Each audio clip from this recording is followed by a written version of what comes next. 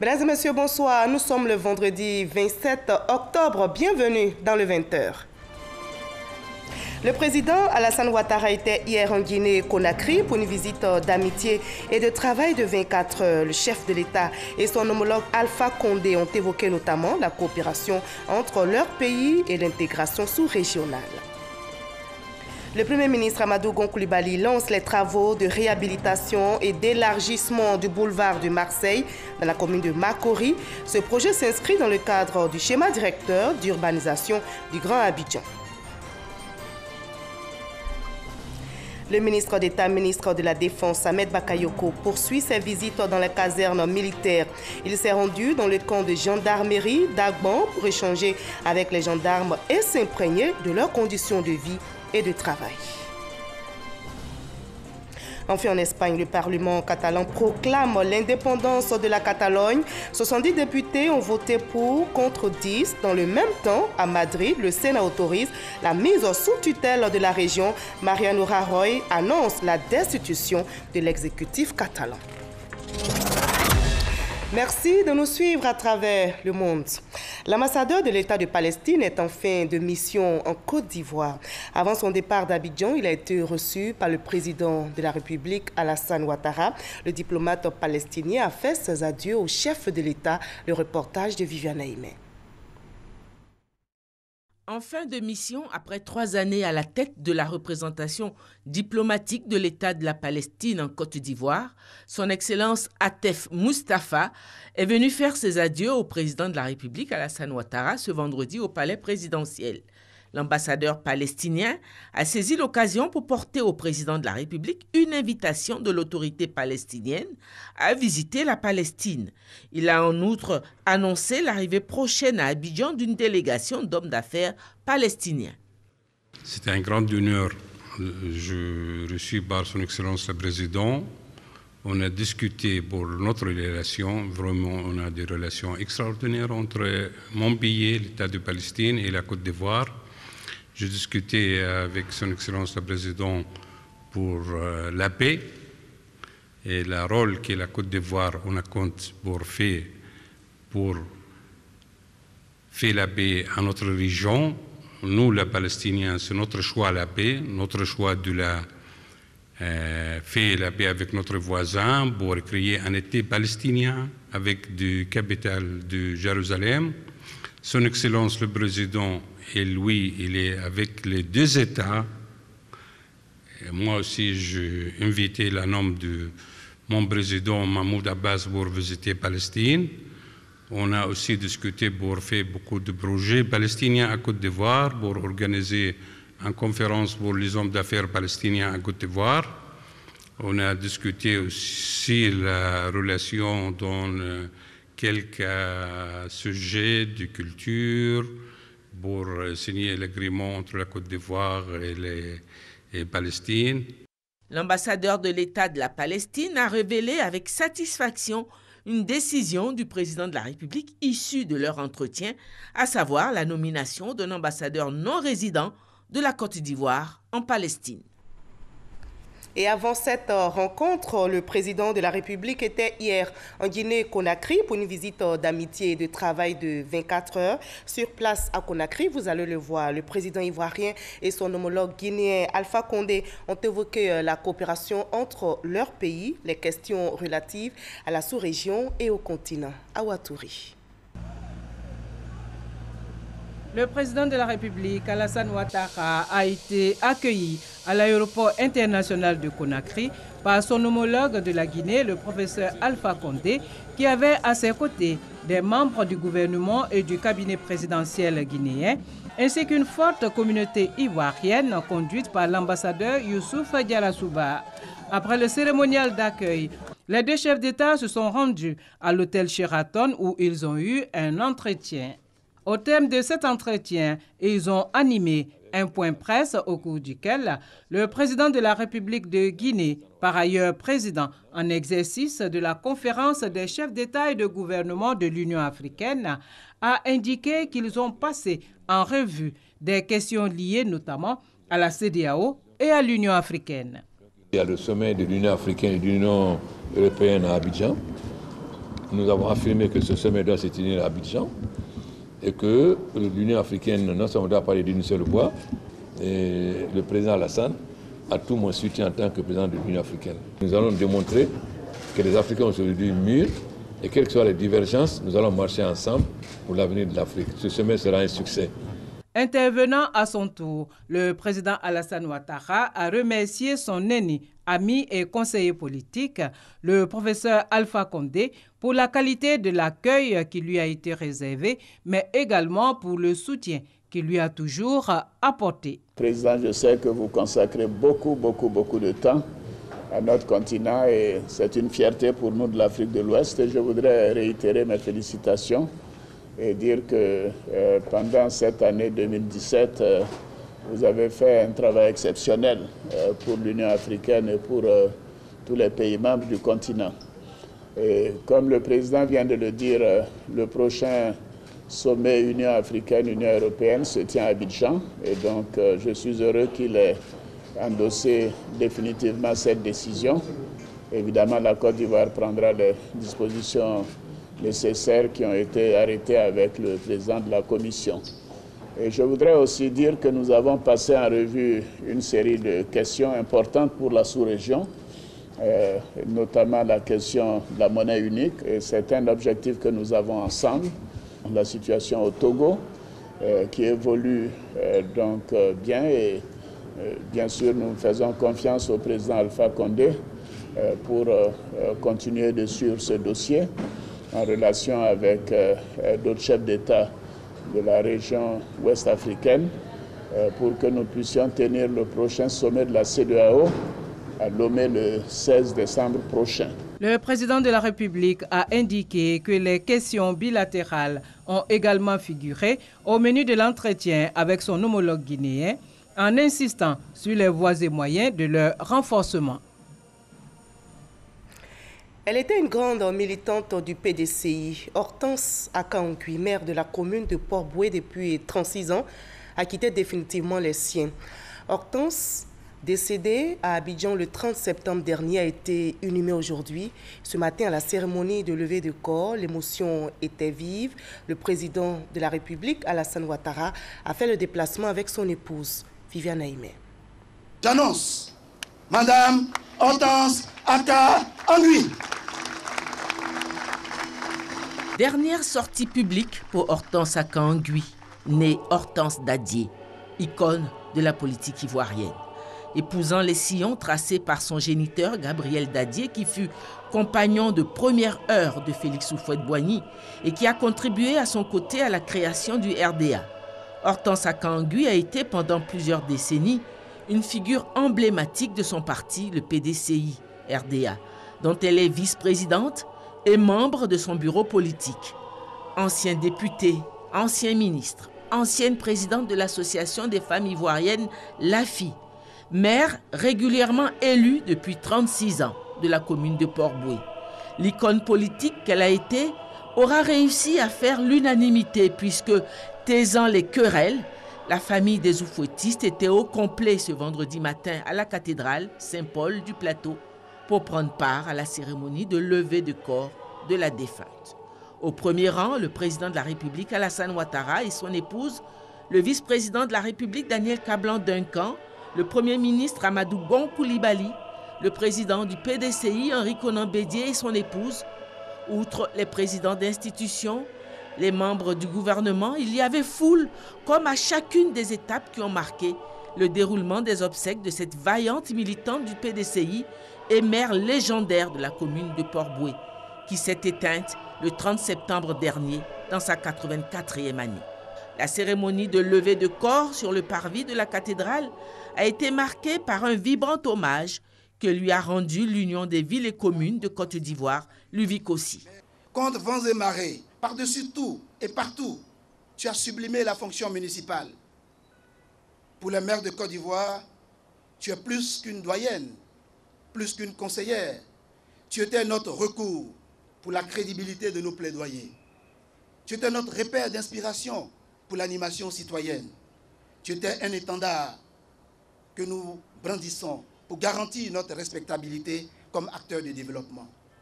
Le témoin que tu nous passes en ce jour est le flambeau de l'engagement pour le développement local. Tu nous invites à la persévérance, à rechercher toujours dans la proximité l'amélioration du vécu quotidien de nos populations. Mère infatigable de la commune de Port-Bouët, la défunte comptabilise aussi une vie personnelle exemplaire. 60 ans de mariage et de complicité avec un compagnon dont elle a eu 6 enfants qui lui ont donné à leur tour 16 petits-enfants. Sa foi catholique avait une grande part dans sa vie. Rendons grâce à Dieu parce que elle-même, elle a mis Dieu au centre de sa vie. Et c'est ce qui lui a donné cette joie, cet engagement total pour la société, pour la commune, cette disponibilité à sa famille et à tous ceux, celles qui entraient dans sa maison.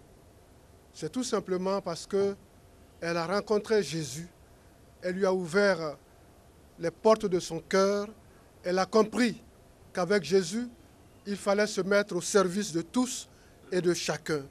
Et c'est ce qui a fait sa joie, c'est ce qui a fait son bonheur. Et c'est pour cela que nous lui rendons hommage ce matin. La levée de corps a été suivie d'une messe de requiem concélébrée par un collège d'évêques conduit par le cardinal Jean-Pierre Coutois et ponctuée par de nombreux chants de foi et d'espérance. La famille des oufouettistes, une fois encore, était présente au complet. À la fin de la célébration, la sonnerie aux morts a été exécutée sur le parvis de la cathédrale en hommage à la défunte, avant le départ pour le cimetière de Williamsville, où elle devait être inhumée. Et avant son dernier voyage au cimetière de Williamsville ce vendredi, sa famille politique, le PDCI RDA, lui a rendu hommage hier. Hortense Akangui reste l'une des figures emblématiques de ce parti. La cérémonie d'hommage s'est déroulée donc à la maison du PDCI RDA à Cocody, en présence du président Henri Konan Bédié et de nombreux militants et sympathisants. Olivier Iriebi, Alexis Ouedraogo pour le témoignage. 17h28, la dépouille mortelle d'Hortense Akangui fait son entrée à la maison du parti à Cocody. Émotion. Nous t'aimons, nous t'aimons, nous t'aimons, nous t'aimons. Au pupitre, les témoignages se succèdent pour saluer la mémoire d'une mère arrachée à l'affection des siens. Président Henri Konan Bédié, vous voilà encore dans la douleur. Yako, séchez vos larmes et restons dignes. Piquet d'honneur, remise du drapeau du PDCI RDA à la famille de la défunte. À 19h, retrait du corps, Hortense Akangui dit au revoir à son PDCI RDA, sa famille. Ce vendredi, elle est portée en terre. Et toute la Côte d'Ivoire dit adieu à Hortense Akangui. Les travaux de réhabilitation et d'élargissement du boulevard de Marseille dans la commune de Makori vont démarrer. Le Premier ministre Amadou Gon Coulibaly a donné le premier coup de pioche aujourd'hui. Ce projet s'inscrit dans le cadre du schéma directeur d'urbanisation du Grand Abidjan. Herman Guivé. Un coup de pelle, et pas n'importe lequel. Le Premier ministre Amadou Gon Coulibaly lance les travaux de réhabilitation et d'élargissement du boulevard de Marseille et des voies connexes. Dans 18 mois, le boulevard de Marseille présentera une toute autre configuration. Il subira un aménagement en 2 fois 2 voies sur une longueur totale de 13,4 km. Ce qui devrait permettre la réduction du temps de parcours sur les axes concernés, la réduction du nombre d'accidents de la circulation, la réduction du coût d'exploitation des véhicules. Partenaire de la Côte d'Ivoire sur le projet, la Banque Ouest Africaine de Développement, la BOAD, le maître d'ouvrage, le ministère des Infrastructures économiques, le projet s'exécutera en 2 phases. La première phase qui nous réunit ce jour porte sur un linéaire total de 10 km 200 et comprend l'élargissement de la voie entre le pont Félix-Houphouët-Boigny et le carrefour du CHU de Trècheville sur une longueur de 2,5 km. De la voie entre le carrefour du CHU de Trècheville et le carrefour du boulevard du Canal sur une longueur de 1,4 km et de la route entre le carrefour du boulevard des Canals et le carrefour de la Nouvelle Pergola sur 1 km 200. Les travaux aussi comprendront l'aménagement et le renforcement de la route entre le carrefour de la Nouvelle Pergola et le boulevard Valéry jusqu'à Destin sur une longueur de 2 km 700, l'élargissement de la rue Thomas Edison sur une longueur de 1 km 200 et enfin l'élargissement de la rue Pierre et Marie Curie sur une longueur de 1 km 200. La réalisation du projet aura un impact certain sur les habitudes des usagers. Le Premier ministre Amadou Gon Coulibaly, lors de la mise en œuvre de ce projet, a demandé que des dispositions particulières soient prises pour faciliter les déplacements des populations. Tout en comptant sur l'indulgence des Abidjanaises et des Abidjanais, je voudrais demander aux structures techniques et le ministère en premier d'adopter dans les meilleurs délais un plan de circulation dans les zones impactées par les différents projets en vue d'atténuer les désagréments liés à ces travaux. Je fais appel également au professionnalisme de tous les intervenants, maîtres d'ouvrage délégués, entreprises chargées des travaux et bureaux de contrôle, pour relever le défi de la qualité et du respect des délais. D'un coût total d'environ 43 milliards de francs CFA, le projet s'inscrit dans le volet aménagement des voies structurantes d'Abidjan du programme d'entretien routier 2013-2015 de la Côte d'Ivoire. Je l'annonçais également dans les titres. Le ministre d'État, ministre de la Défense, Ahmed Bakayoko, poursuit ses visites dans les casernes militaires. Il s'est rendu dans le camp de gendarmerie d'Agban pour échanger avec les gendarmes et surtout s'imprégner de leurs conditions de vie et de travail. Abou Sanogo. Le ministre d'État, ministre de la Défense, Ahmed Bakayoko, en visite de travail dans la caserne de gendarmerie d'Agban. Objectif, s'imprégner des réalités de la gendarmerie nationale. Ceci pour réussir au mieux la mission de protection et de sécurisation des populations et leurs biens. Pour cela, Ahmed Bakayoko a visité le groupe d'escadrons blindés, doté de véhicules blindés à roues, et l'unité d'intervention de la gendarmerie composée d'officiers et de sous-officiers spécialement entraînés et équipés pour faire face à des missions antiterroristes. Au champ de tir, le ministre d'État, Ahmed Bakayoko, a pu apprécier le savoir-faire de ces hommes dans un exercice antiterroriste. Une visite qui a été l'occasion pour les gendarmes de la caserne d'Agban d'exprimer leur loyauté et leur engagement à servir la nation. La gendarmerie nationale s'engage à maintenir la sécurité en faisant face à toutes sortes de défis pouvant entraver la quiétude des concitoyens. L'ensemble des militaires de la gendarmerie nationale s'inscrit dans votre vision pour aller vers l'émergence d'un gendarme nouveau à l'horizon 2020. En retour, le ministre d'État, ministre de la Défense, Ahmed Bakayoko, a salué les efforts de la gendarmerie nationale dans sa mission de protection et de sécurisation des personnes et leurs biens. Je vous invite, quelles que soient les turbulences, à demeurer des gendarmes, à garder ce qui fait votre spécificité. Nous allons ensemble engager des actions qui vont nous permettre de lever le niveau des prestations pour que les gendarmes travaillent et vivent dans de meilleures conditions. Je voudrais m'engager à prendre des dispositions pour que tous les bâtiments du camp Agban soient ravalés. Et je vais veiller également à ce que la promotion du gendarme se fasse de sorte que vous n'ayez aucune frustration dans votre profil de carrière. Puis le ministre d'État Ahmed Bakayoko s'est rendu dans des familles de gendarmes pour s'imprégner de leurs conditions de vie avant de prendre part à un repas de corps pour célébrer la cohésion au sein de la caserne de gendarmerie d'Agban.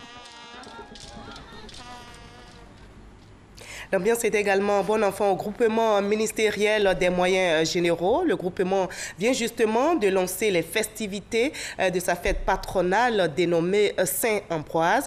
Une cérémonie marquée par l'arrosage de galons des communes de l'année 2017 et la décoration du personnel militaire et civil du groupement ministériel des moyens généraux. On retrouve Abou Sanogo. Saint-Ambroise. Saint patron de l'administration commémoré au groupement ministériel des moyens généraux au ministère d'État, ministère de la Défense. Une fête marquée par la double cérémonie d'arrosage des galons des promus de l'année 2017 et de décoration des personnels militaires et civils du groupement ministériel des moyens généraux. Le ministre d'État, ministre de la Défense Ahmed Bakayoko, a donc procédé à l'arrosage des galons des militaires promus au titre du 1er janvier 2017. Suivi de la décoration de 54 personnels militaires, dont 32 officiers, 19 sous-officiers et 3 civils, 4 dans l'ordre national, 31 dans l'ordre du mérite ivoirien et 19 pour la médaille des forces armées. Nous prenons ici, devant vous, l'engagement de mériter ces distinctions et votre confiance, par plus d'ardeur au travail et par le respect des valeurs fondamentales qui régissent notre institution. 10 personnels militaires appelés à faire valoir leur droit à la retraite ont également été honorés. Ils comptabilisent entre 32 et 43 ans de leur vie sous le drapeau. À la suite de leur récompense, le ministre d'État, ministre de la Défense Ahmed Bakayoko, a invité les promus à demeurer des modèles. Notre travail, c'est de faire en sorte que nous ayons une grande armée. Une armée avec des soldats bien formés, disciplinés, une armée où les soldats et les personnels travaillent dans des conditions adéquates. Mon action prioritaire au ministère de la Défense, ça va être de tout faire pour améliorer les conditions de vie et de travail des militaires. La force d'un pays, c'est d'abord son armée. C'est cela qui garantit son unité, son intégrité territoriale et qui permet d'être par excellence le régulateur social qui permet qu'il y ait la paix. Il a également annoncé la construction très prochaine de 4 hôpitaux militaires. Je voudrais remercier en votre nom le chef de l'État qui a signé un décret pour la construction de 4 grands hôpitaux pour les armées. Un à Abidjan, un à Bouaké, un à Daloa et un à Korogo. Chaque hôpital va nous coûter 20 milliards et dans 24 mois, ces hôpitaux seront livrés. Ces hôpitaux permettront d'élever le niveau de service des santé des armées afin de mieux nous occuper de nos militaires. Un défilé des troupes à pied a mis fin à cette double cérémonie.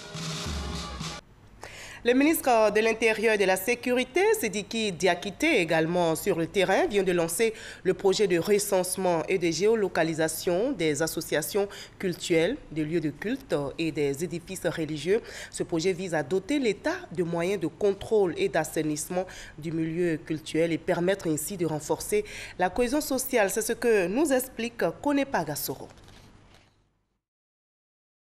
L'État veut se doter des moyens de contrôle et d'assainissement du milieu culturel. Un projet de recensement et de géolocalisation des associations culturelles, des lieux de culte et des édifices religieux est alors lancé. Il vise à répertorier les associations religieuses, identifier les leaders religieux, localiser les lieux de culte et les édifices religieux, mais aussi réglementer la création des espaces de culte et la construction des édifices religieux.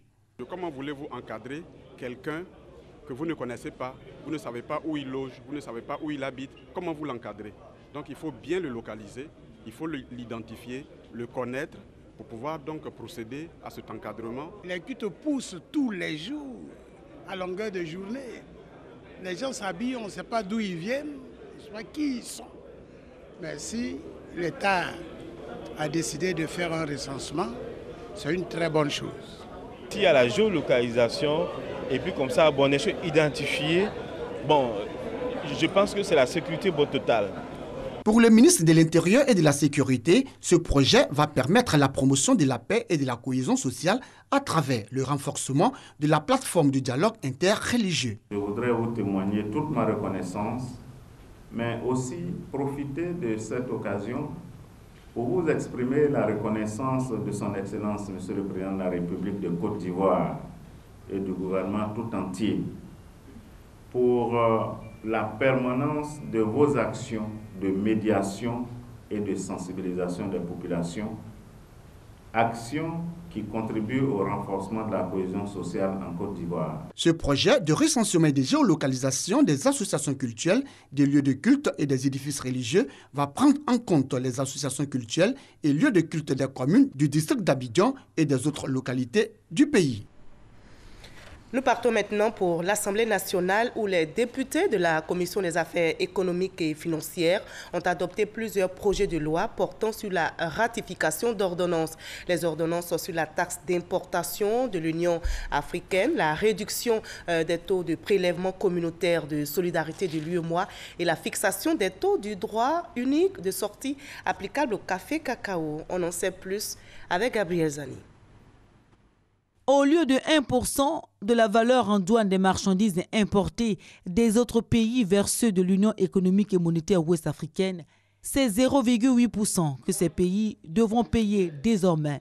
Une mesure incitative prise par la conférence des chefs d'État de l'Union pour réduire le taux du PCS, le prélèvement communautaire de solidarité. Le jeudi, les députés de la Commission des affaires économiques et financières ont approuvé l'ordonnance prise par le président de la République à cet effet. Un autre projet de loi adopté le même jeudi, c'est le projet de loi portant ratification de l'ordonnance instituant la taxe à l'importation de l'Union africaine. Ce sont des taxes qui devraient permettre à ces institutions régionales et à la Commission de l'Union africaine d'avoir les ressources de leur politique, d'avoir les ressources pour permettre aux différentes commissions en leur sein de travailler pleinement pour l'intégration régionale et l'intégration africaine. Des projets de loi que les députés doivent analyser avant la fin de la session parlementaire pour conforter la place de leader de la Côte d'Ivoire dans la sous-région, tout comme la place de premier producteur mondial de cacao que le pays veut à tout prix conserver. Dans ce sens, les députés ont aussi approuvé une autre ordonnance prise par l'exécutif. Il s'agit du projet de loi portant ratification de l'ordonnance fixant les taux du DUS, le droit unique de sortie applicable au café cacao. Ce qu'il faut comprendre, c'est que la fixation de la taxe d'enregistrement et du taux des redevances versées à l'organe de régulation de la filière ne sera plus pas arrêtée, mais selon la loi. La Fédération des organisations patronales de l'Afrique de l'Ouest s'est réunie pour son assemblée générale ordinaire ce vendredi ici à Abidjan. Comment faire face à la concurrence des entreprises étrangères dans un environnement en pleine libéralisation? La Fédération en réflexion veut trouver une réponse pour une meilleure compétitivité des entreprises de la sous-région et tirer ainsi parti de l'élargissement imminent de la zone CEDEAO. L'agence Emploi Jeunes bénéficie du soutien de la France dans le cadre de la plateforme de financement. Cette plateforme permet de prendre en charge de jeunes promoteurs depuis son projet jusqu'au financement. Cet appui de la France, je rappelle, s'inscrit dans le cadre du second contrat de désendettement et de développement. Marcel Aka, Grace Kando nous en disent plus. La France, à travers son réseau dénommé Initiative France, prête main forte à la Côte d'Ivoire dans le cadre de la plateforme de financement de l'agence Emploi Jeunes. Une plateforme créée en vue d'apporter une réponse efficace à la problématique de l'accès limité au financement des projets des jeunes entrepreneurs. Cette collaboration se situe dans le cadre du programme CDD. Nous sommes au niveau de l'appui institutionnel. Donc les questions pour nous d'élargir notre coopération. Vous savez que l'agence est en phase de structuration et donc on a besoin de mains expertes d'appui pour nous accompagner dans notre stratégie d'accompagnement des jeunes. Le plan d'action de ce projet d'appui à l'opérationnalisation de la plateforme de financement de l'emploi jeune est axé sur 3 points essentiels. Ce sont 3 experts d'Initiative France qui seront régulièrement présents à Abidjan, mais aussi dans 3 régions, pour pouvoir accompagner la structuration d'une offre d'accompagnement et de financement de la création d'entreprises, renforcer la plateforme de financement et travailler à la réforme du statut du jeune entrepreneur. Cette rencontre a été pour le ministre Sidi Touré l'occasion de réaffirmer la bonne coopération ivoiro-française en matière d'emploi. La rencontre de ce jour qui marque le démarrage effectif de l'appui technique d'Initiative France témoigne une fois de plus de la qualité de la coopération entre la Côte d'Ivoire et la France. Composée de 222 associations locales, Initiative France a octroyé à 20 000 entreprises nationales et internationales plus de 150 millions d'euros, soit plus de 95 milliards de francs CFA en 2016. À l'intérieur du pays, à Meadji, une école primaire de 6 classes construite en baraque est tombée malheureusement sur les élèves et instituteurs en pleine activité, causant ainsi des blessés, mais il n'y a pas de perte en vie humaine, heureusement. Mesmer Komoé, le nouveau président de la MIGEFSI, a pris officiellement fonction à la tête de la Mutuelle générale des fonctionnaires et agents de l'État de Côte d'Ivoire. Il a été élu à l'issue de l'Assemblée générale tenue le 25 octobre dernier. Son prédécesseur, Mamadou Soro, lui a passé la main, comme vous le voyez dans les images.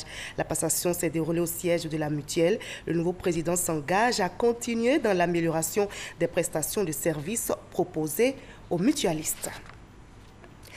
À l'étranger en Espagne, le Parlement catalan proclame l'indépendance de la Catalogne. 70 députés ont voté pour contre 10. Dans le même temps, à Madrid, le Sénat autorise la mise sous tutelle de la région. Mariano Rajoy annonce la destitution de l'exécutif catalan. Les détails avec Gabriel Zani. Ce vendredi 27 octobre, les événements se sont précipités entre le gouvernement espagnol et les indépendantistes catalans. La Catalogne a officiellement déclaré son indépendance. Ensuite, le Sénat espagnol a voté la mise sous tutelle de la région. Après ces deux faits majeurs de la journée en Espagne et en région catalane, le chef du gouvernement central, Mariano Rajoy, annonce la destitution du président catalan et de son gouvernement et la dissolution du Parlement. Mariano Rajoy annonce par ailleurs des élections régionales pour le 21 décembre. Les réactions de la communauté internationale ont été très vives. Bruxelles, Paris, Londres, Berlin, enfin, l'Union européenne refuse unanimement de reconnaître la déclaration d'indépendance de la Catalogne. Elle a réitéré son soutien au gouvernement de Mariano Rajoy. Fin de ce 20h. Merci à vous tous de votre aimable attention. Je vous retrouve avec le même plaisir demain à la même heure.